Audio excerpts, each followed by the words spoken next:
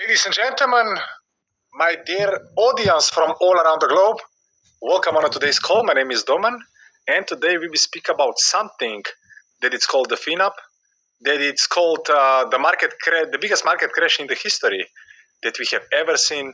And I promise you, ladies and gentlemen, on today's call, you will find out how rock solid is the FinUp platform, how secure are our trading strategies, and even more important, what is happening in the crypto market. Once again, ladies and gentlemen, good morning, good afternoon, and good evening to all our community all around the globe.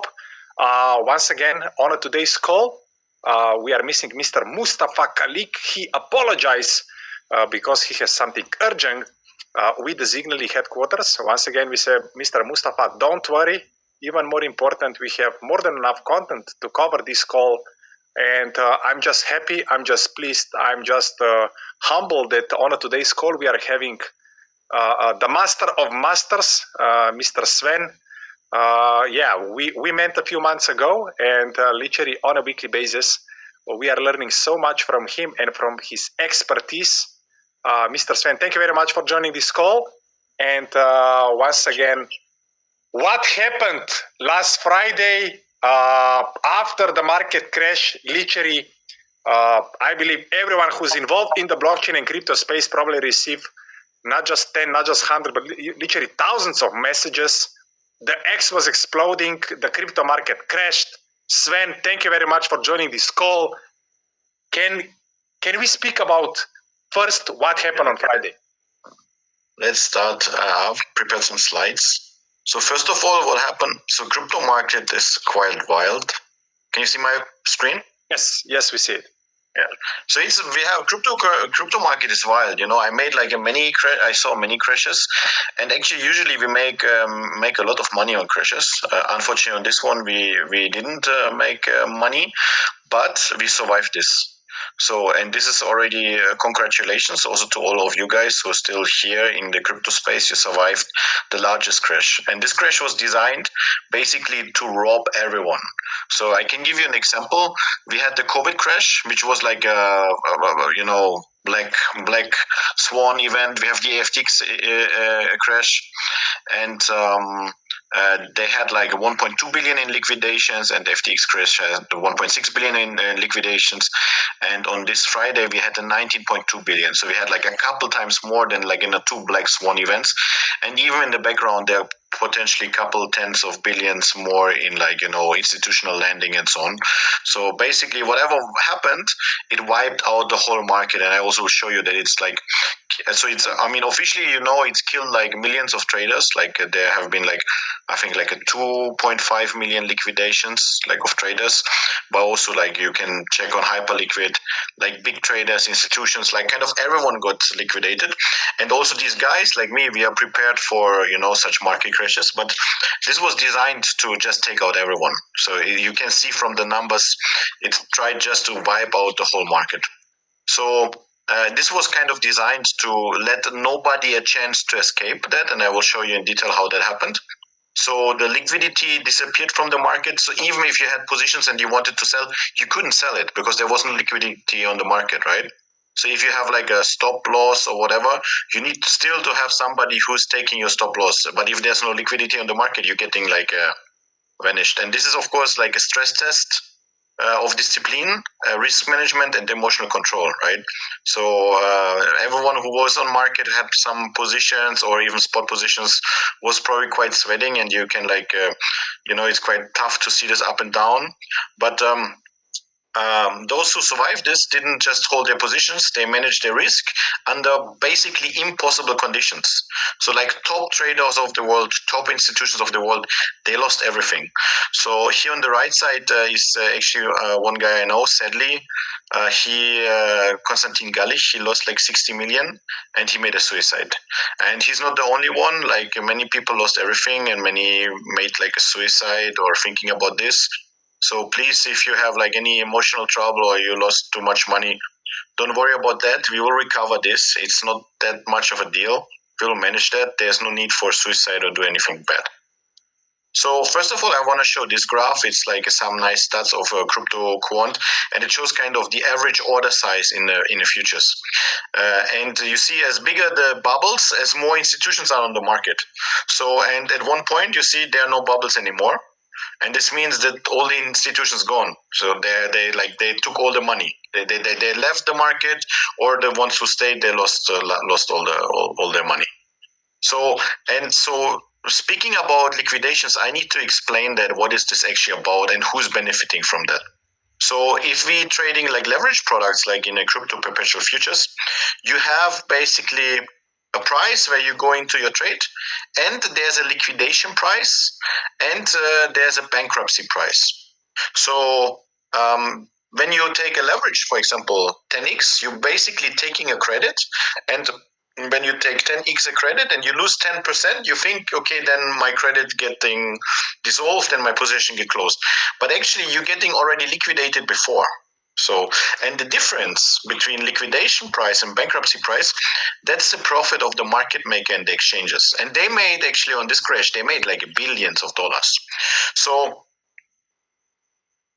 the difference is basically the maintenance margin, and that creates like opportunities for liquidators and market makers. And during crashes like that, massive amounts of money get transferred from the pockets of retail users or people who are not prepared to the ones who are liquidating them. And so this gives kind of an incentive to market manipulation, and it's quite common in crypto, right? So when there's a crash, they're trying to fuck people, they're trying to take as much money as so. But this time they try to take, they usually trying to take billions, but this time they try to take all money. They wanted to take all money on the market. So that's why it's hit so hard. It was kind of designed like that. And you see this also, like I prepared like some example from our trading. So the problem was like not so much like the algos, because our algos, they're working with risk management. You're trying to close the position, right?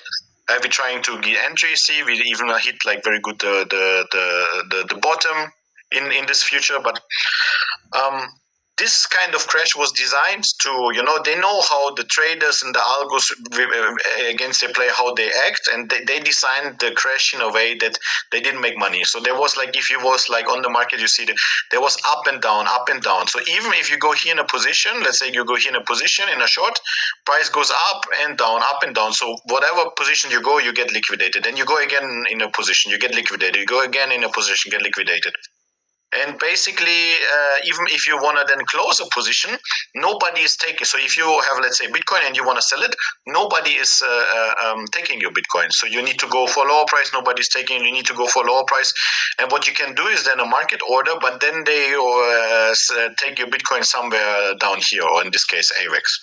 So this was kind of designed to kind of make everyone lose. And only through very, very strong risk management and active monitoring, even we could only through that survive that. And we are like, for all in my team, they're more than 10 years on the market. We saw all kinds of crashes and wars and black swans. And for us, it was even like, very tough. Luckily, we have a very strong risk management. So what happened then on our side throughout the weekend, we had to monitor and manage the positions, and by Sunday I made the decision to let's scale out from all positions, because through this whole activity the algo started to build up positions which they couldn't close, and we had to drag them along, and we had to manage that like the loss is kind of acceptable. And we could have hold the position, but that's just an hope, right? And if we hold the position, it can recover. It actually would. It did. The algo would have recovered the loss, but we decided, okay, the market structure changed completely. So many got liquidated. So it's a very high risk, and we need to protect the capital. Therefore, we closed the position to limit the drawdown, because the decision was made like that. Like for example, like a 5% drawdown or 10% drawdown on the aggressive accounts, we can recover in let's say 2 weeks, if we're lucky, in a couple days. Maybe it's need a month or two. But if it's go worse, it's like even already a market where they're trying to liquidate everyone and they keep attacking everyone. So we should we should step by side. We should have active risk management and just close the position. That's why we did it. Actually, the algo would like recover the loss in that time, but it was anyway the right decision to leave the market in ordered manner. And but at the end, I mean, this is that we made like a small drawdown here. Actually, as you can see on this, we hit the right prices, right? We made like a short here, we closed short here, we made open here, we made another open here, we closed all here. So we got the right signals. But if the market moves in a way that you cannot execute your orders, right, and even like some of our orders didn't go through, you can do nothing, right? So you're basically helpless. So, but at the end, we have some additional risk management implemented, and we have monitoring and so on. And this shows the resilience of our trading framework. So basically, even if all our trades not work how they should, due to some technical reason or manipulation, we still have been able to manage and protect the capital that nothing happened. So we're still in process to analyze the trades in detail. So there have happened hundreds of trades on our side. So, but most importantly is we have been able to avoid a catastrophic loss, and now we are in a good position for like a strong recovery. And as soon as markets stabilize, we are going to do that. Also, we kind of prepared our system in a way that if they're trying to do this one more time, this not happen to us again. So we kind of countered that kind of manipulation, and next time we prepared for that. If it would be just a normal crash, we would have made like 50% on that, right? So it's like very, very, very, very bad. But of course, they know this, and that's why they made it. So basically, in one of the most hostile trading environments in crypto history, we didn't just survive, we protected the capital, and we proved discipline, and this is always better than luck. So I just wanted to show like two scenarios. So like you can see like here one pair, and basically we went here down from $20, $24 to $8. So even if you're good and find here some entry, you get liquidated. If you find here some entry, you get liquidated. You find here some entry, you get liquidated, right? So basically, this is just 15-minute bars. So in a 1 minute and 5-minute bars, it went up and down, went up and down. So even if you found the right moment for the long, they moved you up, down, and liquidated you. They moved you up for your short. So they basically liquidated both sides. So if you're interested, you can, for example, open on Binance AVEX bar and go to 5-minute and 1-minute bars and trying to find a spot. And you see, like, basically they moved in both directions all the time till there was no money on the market. There was literally no money on the market. They took out tens of billions of dollars. Same like with Atom. So basically, in some exchanges and even on Binance on spot, Atom went to zero, right? So they're like pairs who went to zero. So even like if you entry here like on a 10 cents, right? Like after 99% of drop and you go long in 10 cents, you still get liquidated because price goes even lower than 10 cents. So that was the problem on the trading side. So this unfortunately resulted on our trading on the aggressive side in a drawdown of 11.6%, and for the conservative side on 5.3%. So we have like running two strategies with you guys. So, but you shouldn't worry too much, right? So we're having here strategies which like for a long time already generate like 100 and more % of the year. And even if you see now you have like a 10% drop, and I know the summer was also not that good for trading, right? It's unfortunately always when you don't need such a kind of a thing, it's happened. And we also said like on a crash, we will make a lot of money. Well, it was not a normal crash. They tried to just like wipe out the market. But even if you zoom out, right, such things happen, right? So if it's even look dramatic that you make like a 10% drop, if you look out on the market, it's just like a very, very small bump on the way up. And this is just the normal if you have a strategy and asset management where you're trying to make like a hundreds of % per year or 100, 200%. So you shouldn't worry too much on that. And also I want to, so if you see like the current setup of algorithm, you see like for example, last year, so we have now a new combination of algorithm which we run on your account. That's why we have had in this data, we have like a profit in August, even though like some of you had like a drawdown. But in general, you see like there have been months in the past where we make like 60% uncompounded in like a 2-3 months, and that's quite usual. And this is for a conservative account, so you shouldn't like worry so much. So even now, already 10 to 20% of the lost money we already recovered. So despite the market is extremely challenging, our current trading setup is profitable, and it just needs some time to for the compounding effect to show. So we recognize that the last months have been difficult. So therefore, we also will add an additional strategy to your portfolio of strategies. It's actually a very profitable strategy which we only use in-house on our own money. But as I know you guys suffered a lot, I thought, okay, let's give you a small gift.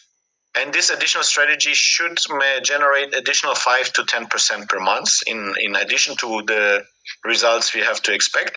And this should help the recovery to speed up the recovery. And we currently like in process of testing, so it's as you see, we have like work a lot on the risk management side. It's needs maybe 1-2 weeks time till all on the testing side, on the risk management side is finished. But then we deploy this additional strategy to make additional profits in order to give you guys a better time. And also what we're going to launch is a trading tracking website, so that you all have like a full transparency of what positions do we trade now, what entries do we have. So you have here on the right side like a screen. For example, I on my Telegram have for your group, for your trading strategy, have like get like every time something happens I see a message. And we wanted that you guys also have the same transparency, that you're not thinking, okay, what's going to happen? And basically we'll have then like all the information. We can maybe integrate this even in FinUp, that you can follow the signals. You can then, from the 30 to 40 strategies which we trade on your accounts, you can see the statistic of each one of them. You can take out the signals and just follow them, and you see like it's all transparent, and you have a bit like more transparency and more pleasure of like following our trading. Okay, yeah, that's I think so much from my side. Mr. Sven, if we just wrap up the entire call, what happened on Friday has never happened in history. So it happened in the history, but this times was 20 times, or if not even bigger. So once again, when billions of dollars wiped out of the market, unfortunately, some of them, they were so much affected. Once again, I checked the hyperliquid, some of the guys, tens of millions of dollars literally just vanished in a matter of minutes. People are committing the suicides. And yes, this is a tragic, this is by far the biggest tragedy that happened in the crypto market. But even more important, that if we combine -11 and 7% drawdown, this is something that it's a proven fact that the funds are safe, they are in the best hands on the planet, and we only just need maybe a few weeks, a few months in order just to recover, and from that moment on, we are just the winners. And once again, did I make something wrong with my statement right now? No, it's correct. I hope we recover faster and you're making faster profits. That's why we're adding like our own strategy, which we only use for our own money. So you're speeding up that process. In trading, it's like this. So when you need it the most, it's usually not come. So that's why it's difficult to say, okay, in 2 weeks, statistically we recover. It's trading, as you know, it's like let you suffer a lot. But what is most important is this was not just a market crash. They used the crash to manipulate the market in a way to drive the altcoins 80% or 100% down to basically rob the whole market. It was a huge manipulation, and unfortunately you cannot do much against it, but you can check a bit the news, you can do your research. And so you're right. Even though they designed this crash and this manipulation in a way to take from everyone everything, and they most likely did, right? So they took like from millions of traders and many funds and institutions, just everything. and we kind of survived that. The only thing what is annoying for me is that we didn't make a profit, because actually we could have made like a good profit, but I have some theory that the exchange stopped like the orders. Maybe it was on our side, or maybe too many wanted to go at the same same time trade. So there's not much what we can do about that. So we claim like of course file a complaint at Binance. Maybe we get something recovered. But anyway, so even though this is a unique thing, what happened, we are prepared that like in case even this happens one more time, that nothing happens. But yeah, you're right, like even though everyone got like smashed on the market, we kind of survived. So it's kind of course sad to lose like a 5% or 10%, but like almost everyone got liquidated and lost everything. So you don't need to worry about that we liquidate your money or something like that. Sven, final question. How do you see markets until the end of the year? Or what is, I'm sure that all your teams, they have some micro and macro perspective, the behavior or algos. How do you see the markets by the end of the year in general? Everything will start to continue to fall down, or how do you see the market in general? Market is now in very critical position. So if we go with Bitcoin, so whole market will follow Bitcoin. If we go below 110, we will test 108. And if we go below 100,000, we will go into a bear market. So, and there are like some indicators and signs that the 4-year cycle ends, but at the end, nobody knows. And you also not know what Trump has up in his sleeves and so on. So, but you need to be prepared for some more stormy time. But the positive thing is, if we hold that level, then we will most likely will have a run up to Bitcoin to 180,000 around, and like altcoins will go very high. If this current market, if we hold this current support. I understand. What I can say, Sven, it was a pleasure. Thank you very much for joining this call. Thank you. Once again, the most important message that I believe that we put out is, in the biggest market crash in the history, it's not about survival mode. We are having in average -5 or -11%. One of the strategies inside of the FinUp, even in this market crash, it went very, very well. Even more important, we are having a rock solid product. Once again, the accounts were wiped out, and we not just survived, but I believe everyone learned a huge lesson out of it. And if that kind of things in the future cannot appear inside of your account for us, this is even more important. Sven, once again, thank you very much for joining this call. And what I can say is next week. My dear audience, what I can say, thank you very much for joining this call. If you will check the FinUp website, the FIQs are updated. A lot of and many things are going to be integrated in the upcoming days. But more of these topics we will cover next week, 9 p.m. Dubai time. This was everything from my side. See you next week from Dubai. Bye-bye.